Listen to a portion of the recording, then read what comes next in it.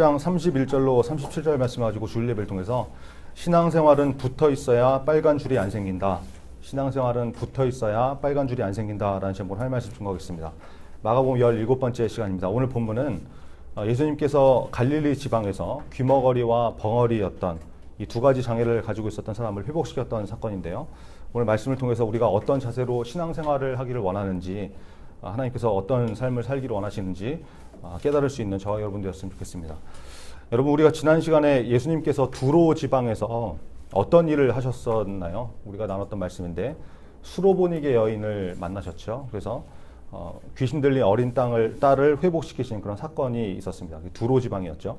그 이후에 두로에서 떠나서 예수님께서 갈릴리 지방으로 이제 다시 옮기신 거예요. 예수님께서 오시니까 당연히 사람들이 또 몰려왔겠죠. 항상 그랬으니까. 근데 그냥 몰려든 것이 아니라 예수님의 기적을 바라면서 병자들을 데리고 나왔다는 것입니다. 이번에는 어떤 사람을 데리고 왔느냐? 32절에 나오죠. 32절 한번 같이 읽겠습니다. 32절 시작. 사람들이 귀먹고 말 더듬는 자를 데리고 예수께 나와 안수하여 주시기를 간구하거늘. 사람들이 귀먹고 말 더듬는 사람을 데리고 나왔다라고 성경이 말씀하고 있죠. 여러분, 이 말 더듬는 사람이라는 말을 성경 원어로 보면 이 벙어리를 이렇게 뜻하는 그런 의미가 있거든요. 그래서 이 사람은 귀머거리였고 동시에 벙어리였다, 이렇게 생각해도 문제가 없을 것 같습니다. 우리 혹시 이렇게 귀 안 들리시는 분 주변에 본 적 있어요? 그분들 이렇게 말도 이렇게 잘 못 하시잖아요. 그러니까 그런 상황이라고 보면 될 것 같습니다. 자, 그런데 이 귀먹고 벙어리였던 이 사람이 혼자 나온 게 아니라 뭐예요? 사람들이 데리고 나왔다는 것이죠. 여러분 보세요. 이 사람은 귀 먹은 사람이었습니다. 귀가 안 들리는 사람이죠. 예수님이 갈릴리에 오셨을 때 예수님이 오셨다는 소문이 이렇게 들렸을 거 아니에요. 근데 그래서 이제 사람들은 그 소문을 듣고 이제 예수님께 몰려 나왔죠. 근데 이 사람은 안타깝게도 소문이 퍼지긴 퍼졌는데 이 사람은 귀 먹은 사람이니까 들을 수가 없잖아요. 그죠? 그러니까 소리가 안 들리기 때문에 자기 힘으로는 소문을 들을 수가 없는 사람이었다는 것입니다. 이게 맞는 말이죠. 자기 힘으로 예수님을 알 수 없는 그런 사람이었다는 것이죠. 이 사람을 어떻게 했어요? 주변에 있는 사람들이 데리고 나왔다. 예수님이라는 분이 있다고, 예수님께 나가면 회복될 수 있다고 알려주고 예수님께 데리고 나왔다라는 거예요. 여러분, 이게 굉장히 중요한 것이죠. 우리 주변에 보면 혼자 예수님 앞에 나올 수 없는 사람들이 있어요. 그렇죠? 영적으로 귀먹고 말 못하는 사람들. 대부분 교회에 안 다니는 사람들이 그런 경우가 많겠죠. 때로는 또 교회에 교회는 나오는데 자기 힘으로 이렇게 꾸준히 주일날 예배 나오는 것도 힘들어하는 사람들, 이런 사람이 또 영적으로 보면 그런 사람일 수도 있겠죠. 아침에 일어나질 못해서 막 누군가 수십 번씩 전화해서 깨워줘야 되고, 집이 멀어가지고 혼자 못 오고, 차 놓치면 못 오고, 아침에 일어나는데 오늘 기분이 별로야, 안 좋아, 짜증나, 이러면은 오늘 기분 더럽네, 이러면서 예배 안 나오는 사람들, 그죠? 영적으로 봤을 때 혼자 이렇게 좀 나오기 힘든 사람들이 있다는 거예요. 그런 사람들 그냥 놔둘 것이냐, 버려둘 것이냐. 성질 같아서는 그냥 그러고 싶지만, 지 믿음 지가 지키는 거지, 이렇게 하고 놔두고 싶지만 또 그렇게 놔둘 수만은 없는 거죠. 왜요? 그렇게 놔뒀다가는 영원히 예수님 못 만나면 그 인생 끝나는 거니까. 그렇죠? 귀먹고 벙어리 된 사람 주변에 그 사람을 불쌍히 여겨서 예수님께 데리고 나왔던 사람들이 있었던 것처럼, 어쩌면 우리가 주변에 있는 예수 안 믿는 사람들한테, 친구들에게 그 역할을 하는 사람이 되어줘야 될 수도 있는 것이죠. 예수님께 데려오는 역할을 해주는 사람. 그죠? 그래서 나를 그 사람 곁에 두신 것일지도 몰라요. 여러분, 우리를 중고등부라는 공동체로 하나님께서 불러주셨죠. 그 이유가 무엇인지 좀 영적으로 좀 잘 깨닫는 그런 것들이 좀 필요할 것 같습니다. 여러분, 우리가 중고등부가 같이 전도할 때도 있고, 또 이제 전도하다 또 지칠 때도 있고, 예배 못 나오는 사람들 이렇게 데리고 나오는 것도 굉장히 힘들 때도 있지만, 그래도 우리의 그런 수고와 애씀 때문에 한 영혼이 예수님께 나올 수 있다면 그것만큼 귀한 일이 없잖아요. 그죠? 그래서 이 사실을 좀 기억하시고 주변에 있는 사람들을 예수님께로 좀 인도할 수 있는 저와 여러분이 되기를 간절히 바랍니다. 그때 하나님께서 부어주시는 은혜가 우리 가운데도 차고 넘치게 된다는 거예요. 또 하나, 여러분, 사람들이 귀먹고 벙어리 된 사람들을 그냥 데리고 온 것이 아니라, 그냥 데리고 와서 툭 던져놓은 것이 아니라 어떻게 해요? 예수님께 안수해달라고 간구했죠. 간구. 이 사람은 벙어리여서 말을 못하는 사람이잖아요. 예수님께 나왔는데 말을 못해. 뭐 이렇게 뭐 있으면은 아무것도 안 되는 거죠. 근데 이 사람을 위해서 사람들이 예수님께 간구를 했다는 거예요. 영적으로 벙어려서 기도할 줄 모르는 사람, 예수님께 말할 줄 모르는 사람, 이런 사람을 위해서 우리가 해야 되는 일은 무엇이냐? 우리는 중보 기도를 해야 된다는 것이죠. 이 사람들이 와서 예수님께 간구했던 것처럼 우리도 그런 사람을 위해서 중보기도해야 된다는 거예요. 중보기도가 무엇입니까? 여러분 대신 기도해 주는 것이죠. 남을 위해서. 그게 우리가 해야 되는 사명일 수 있다는 것이죠. 여러분 우리 주변에 어려움 가운데 있는 사람들이 있잖아요. 그들을 위해서 우리가 할 수 있는 일은 기도라는 것입니다. 기도. 물론 실제적으로 도와주고 문제를 해결해 주는 거 이것도 굉장히 중요하지만 만약에 그것이 기도 없이 되는 일이라고 그러면 내가 사람의 힘으로 일을 처리하는 것이 될 위험이 있기 때문에 그 전에 놓치지 말고 해야 될 것이 바로 기도다라는 것. 여러분 우리가 신앙생활하면서 기도에 대해서 잘못 생각하고 있는 것이 있는데 그게 뭐냐면 기도는 내가 해결할 수 없는 일을 만났을 때만 하는 것이다 라고 착각하는 거예요. 무슨 말인지 아시겠어요? 평소에 내가 할 수 있는 것은 다 내가 알아서 하고 내 마음대로 다 결정해버리고 여러분 교회 안에 이런 사람들 굉장히 많아요. 내 힘 가지고 처리할 수 있는 일은 기도 안 해요. 그러다가 내가 해결할 수 없는 일을 만났을 때 그때 기도의 카드를 꺼내드는 사람 이런 사람이 있다는 거죠. 여러분 이게 되게 믿음 좋은 사람 같죠. 평소에는 뭐 그냥 아닌 것 같아도 무슨 큰일이 생기면 하나님 앞에 납작 엎드려서 기도하는 거. 여러분 이거 다 속는 것입니다. 기도는 그렇게 하는 것이 아니에요. 데살로니가 전서 5장 17절에 보니까 쉬지 말고 기도하라 이렇게 말씀합니다. 여러분 사람이 어떻게 쉬지 않고 기도를 할 수 있겠어요? 하루 24시간 1년 365일 쉬지 말고 기도만 하라는 것이냐? 어떻게 그럴 수 있냐? 이런 의문이 생기지 않습니까? 여러분 쉬지 말고 기도하라라는 이 말씀의 의미는 큰일 터졌을 때만 기도하지 말고 작은 일을 만나도 또는 문제가 없어도 먼저 기도하는 인생이 되어라라는 것이죠. 늘 하나님과 대화하듯이 그렇죠? 그 의미가 크다는 거예요. 하나님 오늘 이런저런 일들이 있는데 어떻게 할까요? 인도해 주세요. 길을 보여주세요. 지혜를 주세요. 이렇게 하나님과 대화하는 거 그렇죠? 이 기도를 쉬지 말라고 말씀하는 것이죠. 저 여러분이 하나님 앞에 이 자세를 가지고 작은 일도 기도로 당연히 물어야 되고 또는 문제가 없어도 기도할 수 있는 또 우리 주변에 어떤 어려움이 있는 사람이 있다 그러면 대신해서 기도해 줄 수 있는 중보기도 해줄 수 있는 그런 믿음의 사람 다 되기를 간절히 바랍니다. 33절 같이 읽겠습니다. 33절 시작.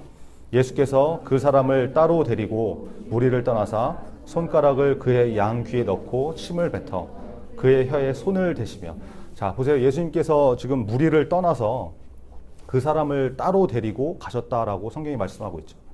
예수님이 왜 이렇게 하셨을까? 정확한 이유를 알기는 어렵지만 성경학자들은 한 두 가지 정도로 이렇게 이유를 설명을 합니다. 첫 번째는 뭐냐면 예수님의 기적을 보고 주변에 있는 다른 사람들이 더 이렇게 많이 몰려들어가지고 또 다른 기적을 나타내보라고 할까봐 그러니까 뭐 이런저런 환자들 더 막 데리고 오면서 구경꾼처럼 예수님의 기적을 구경하는 사람들이 나타날까봐 예수님께서 그러셨다 이렇게 말하는 것이 있어요.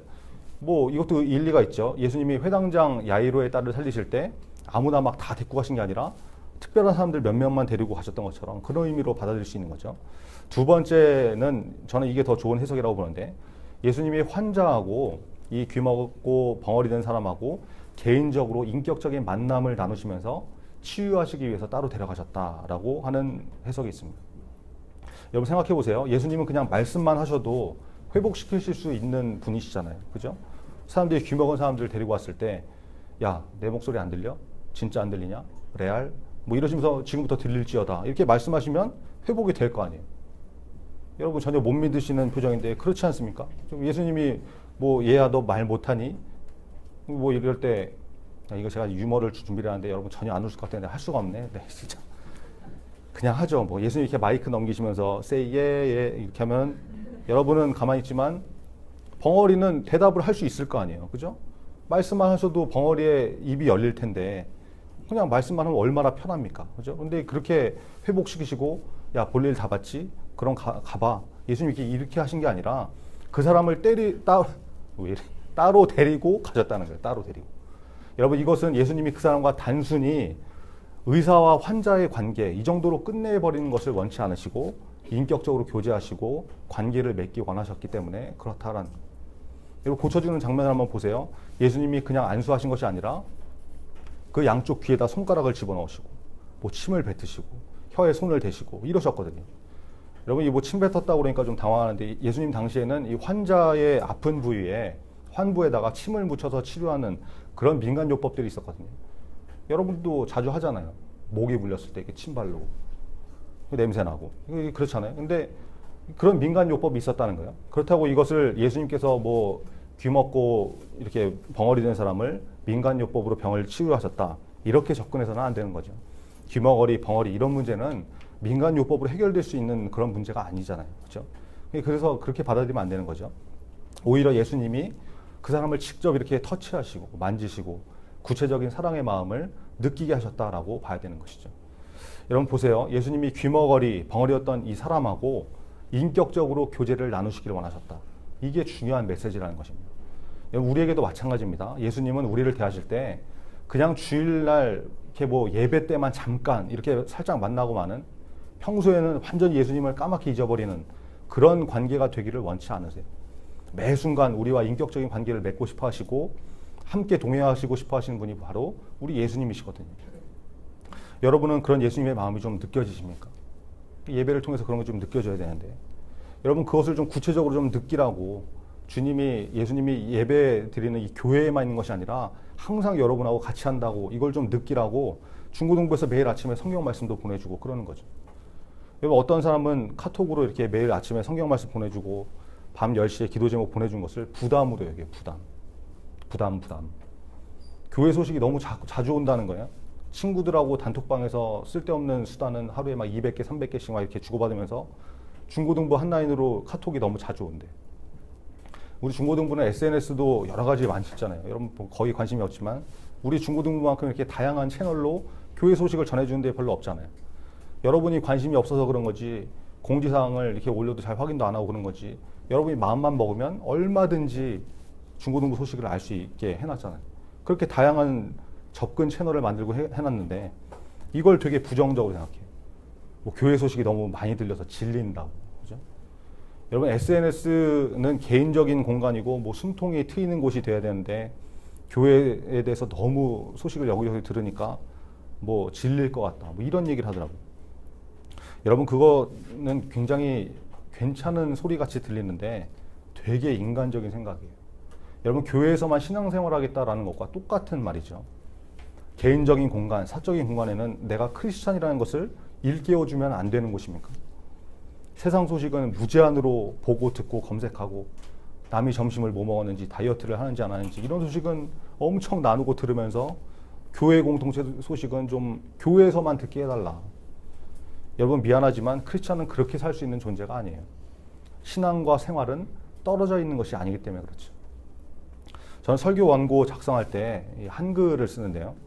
당연히 한글로 쓰겠죠. 영어로 쓰는 게 아니라. 한글과 컴퓨터, 그 한글 2027 뭐 이런 거 있잖아요. 그런 걸로 이제 워드로 이렇게 쓰는데, 한글 워드로 이렇게 글을 쓰다 보면 오타나 띄어쓰기가 이게 잘못될 때가 있잖아요. 그때는 어떻게 되냐면 여기에 이렇게 밑에 빨간 줄이 쳐져가지고 잘못됐다고 알려주는 기능이 있어요. 이 한글에 그런 기능이 있는데 맞춤법을 점검해 주는 거죠. 한글 워드로 신앙생활이라는 단어를 쓸 때 신앙 스페이스, 그러니까 신앙 띄고 생활 이렇게 치면 단어 밑에 빨간 줄이 쭉 거져요. 무슨 의미예요? 띄어쓰기가 잘못됐다는 거죠. 근데 신앙생활 이 네 글자를 쫙 붙여서 신앙생활 이렇게 쓰면 빨간 줄이 안 쳐지거든요.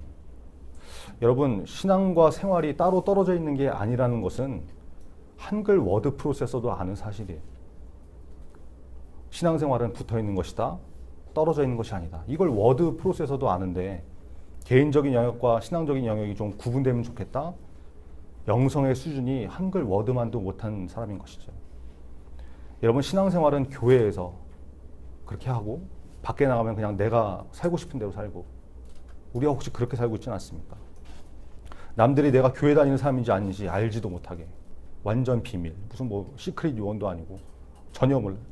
같이 놀러 다니고 같이 술 퍼마시고 같이 담배 피고 할 거 다 하고 다니다가 갑자기 집에서 전화가 와가지고 벨소리가 울리는데 당신은 사람, 뭐 이러면은 이제 주변 사람들이 야 뭐야 너 교회 다녔어? 막 당황. 그렇죠? 이러면 그때 교회 다닌다는 사실이 발각돼가지고 주변 사람들이 충격받고 야 너 교회 다니는 사람이 그렇게 살아도 되겠냐, 우리하고 똑같아도 되겠냐 막 걱정해주고, 이렇다고 그러면 여러분 문제가 되는 거죠. 매일 지겹게 질리게 카톡 보내주고 중고등부 소식 전해주고 여러 가지 SNS를 통해서 소식 전해주는 거는 여러분 다른 게 아니에요. 여러분이 어디에 있든지 무엇을 하든지 예수님 생각을 좀 하라고, 내가 예수 믿는 사람이라는 걸 좀 기억하고 그렇게 살아보자고, 그렇게 하는 것이죠. 여러분 예수님은 우리와 주일날 잠깐 이 예배 시간에만 만나는 그런 관계가 되기를 원치 않으세요. 예수님이 귀먹은 사람을 따로 데리고 가셔서 인격적으로 관계를 맺으려고 하셨던 것처럼 여러분 그걸 좀 기억하시고 우리가 주님과 늘 동행하기를 소망하고 예수님의 그 마음을 알 수 있는, 예수님과 동행하는 것을 즐거워할 수 있는 저와 여러분 다 되었으면 좋겠습니다. 34절과 35절 같이 읽겠습니다. 34절 35절 시작. 하늘을 우러러 탄식하시며 그에게 이르시되 에바다 하시니 이는 열리라는 뜻이라. 그의 귀가 열리고 혀가 맺힌 것이 곧 풀려 말이 분명하여졌더라. 예수님께서 귀먹고 말 못하는 사람을 고쳐주셨습니다. 그런데 그 순간에 예수님께서 무엇을 하셨냐면 하늘을 바라보시고 탄식하셨다라는 장면이 나오죠. 여러분 이것은 예수님께서 기도하셨다라는 의미입니다. 예수님은 곧 하나님이시지만, 그래서 모든 것을 예수님이 다 하실 수 있지만 기도로 풀어가는 것을 모범적으로 눈에 보이는 롤 모델이 되셔서 보여주시는 거죠. 예수님께서 기도하셨다. 그죠? 예수님 기적을 나타낸 다음에도 기도하시고, 기적 나타내기 전에도 기도하시고, 이렇게 기도하시는 모습이 있잖아요. 예수님도 기도하셨다. 이게 굉장히 중요한 것입니다. 여러분 어제 밤에 전도사가 이렇게 연습으로 한번 10시 기도 인증을 해보자고 이렇게 이벤트를 했었는데요. 뭐 예상대로 참여율이 이렇게 별로였죠. 공지사항 뭐 확인한 사람도 별로 없고 인증에 참여한 사람도 별로 없었는데, 여러분 이번 주에 한번 설교에 대한 적용으로 한번 해봤으면 좋겠습니다. 뭘 해보냐면 카톡으로 이렇게 보내주는 기도 제목을 좀 확인하시고 10시에 기도를 한 다음에 기도한 사람들은 그걸 좀 인증을 해서 나 기도했다 이렇게 인증해서, 그건 뭐 남에게 자랑하기 위해서 하는 게 아니죠.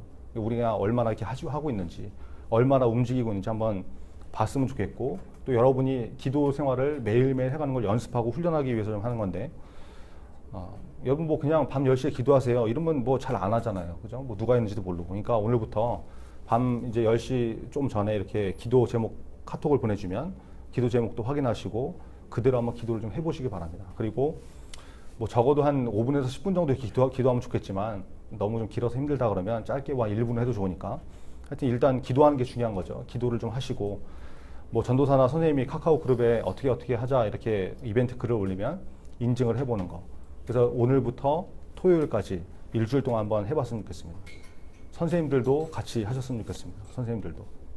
그렇게 해서 뭐 일주일 내내 이렇게 인증한 사람이 있다 그러면 뭐 또 시상을 또 이렇게 할 수 있도록 뭐 했으면 좋겠고, 이런 사람도 있을 수 있겠죠. 나는 뭐 집에서 부모님이 밤 10시 전에 스마트폰 다 뺏는다. 뭐 이런 사람들은 제가 이제